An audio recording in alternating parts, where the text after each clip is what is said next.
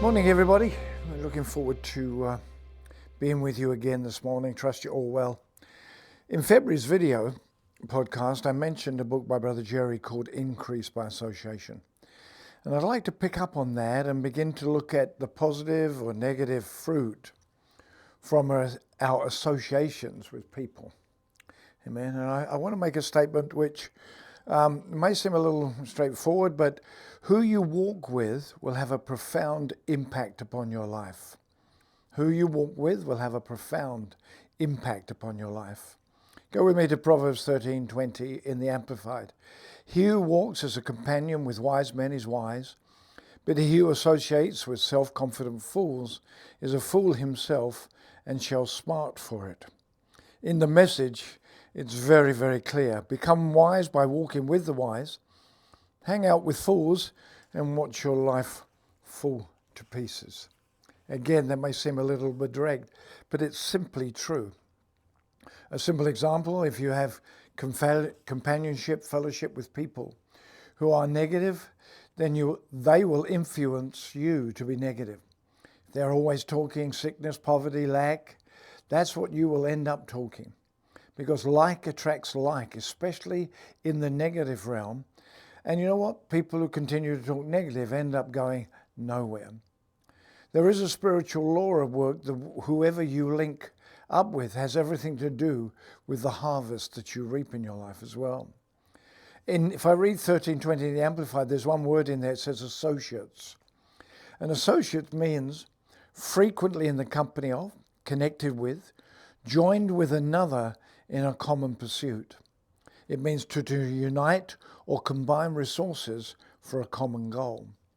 There are some very famous men who lived in the same area and fellowship together.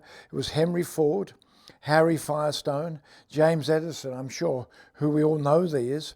And they also had Alex Carroll and Charles Lindbergh as well. They all lived in the same area and they spent time together. It's in a biography by James Newton. It's called Uncommon Friends. But what I want you to notice from that is these great minds, these creative spirits, fellowship together, lived together, and what that did was gave increase to their creative ability. Their ideas would change the world. But then by joining together created a synergy, created an energy, which did in the end create some of the most wonderful things that we experience today. Again, I say, who I run with and you run with will profoundly affect our lives. The outcome of running with fools will be destruction. The outcome of running with the wise will be wisdom and your great success. Go to Corinthians 15:33. In the West it says, do not be fooled. If good people keep company with bad, the good people will become bad too. In the Amplified, it says, do not be deceived and misled. Evil companionship, community, and associations corrupt and deprave good manners, morals, and character. In this instance, can you picture standing on a chair, reaching down to lift somebody up from the floor? So it's an old example, but it's so much easier for that person who is down on the floor to pull you down rather the heavy weight of you trying to pull them up. It's a principle that works. It's easier for people to pull us down into the negative. And of course, in Psalm 1, we have the same warning. Blessed is the man who walks not in the counsel of the wicked, nor stands in the way of sinners, nor sits in the seat of scoffers, in Psalm 1:1. So my admonition is don't do that. Don't spend your time with folks who are wicked, who enjoy sin, who mock righteousness. Why? Because the people we hang out with have an effect on us. Folks who allow this influence reminded me of a story I found once of a little boy who had a large shaggy dog on a leash. Someone asked the little boy, where are you taking him? He said, I don't know yet, he replied, but when he makes up his mind where he wants to go, I'm going with him there. People around us can tend to drag us where they want, just like that big dog took the little child. In our culture, it's often referred to as peer pressure. Excuse me. There is a story about a woman It's an illustration for you. Who was preparing a salad for dinner. Her daughter came into the kitchen and casually asked for permission to go to an amusement centre that had a particularly bad reputation. When her mum refused, the girl got up and said, well, all the girls are going to be there, etc. We've all heard those. After a short silence, the mother began to reach into the sink and poured out some of the wilted lettuce and scrappings from the vegetables and sprinkled them on the salad. Her daughter was shocked, asked her mother what she thought she was doing. Her mother replied, I just thought that if you didn't mind putting garbage into your heart and mind, you wouldn't mind a little garbage in your salad. None of us want a little garbage in our salad, but we do understand just from computer technology, garbage in, garbage out. And that's what this lady was exemplifying or showing her daughter. It's what we put into our ears that we've got to be careful of, because eventually that will start to come out of our mouths.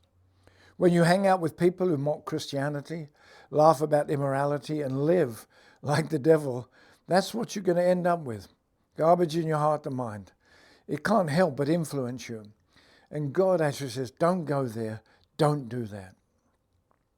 In preparing this, I got to this part now, and I'll end with it. I thought about a question for you. Do my associations increase me or decrease me? Do they make me more negative or positive? And I had to ask that question for myself.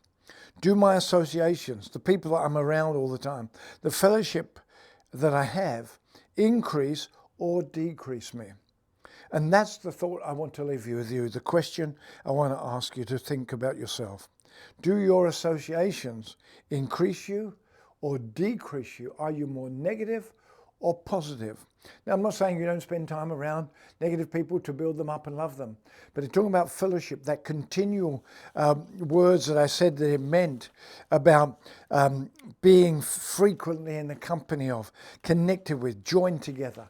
We don't really want to do that with those who have a negative mindset. Well, I hope you've enjoyed that. I have. I had to go and think about the associations I have, and we will continue this thought about associations next week. I love you all. Huge blessings to everybody. Look forward to catching up with you next week. God bless. Have a wonderful day. Bye. If you would like to receive free information about becoming a partner with Jerry Savelle, or if you would like to support the outreaches of Jerry Savelle Ministries International, call 617-557-65534 or write to us at P.O. Box 3546, Robina Town Center, Queensland 4230. You can also give online at jerrysavelle.org.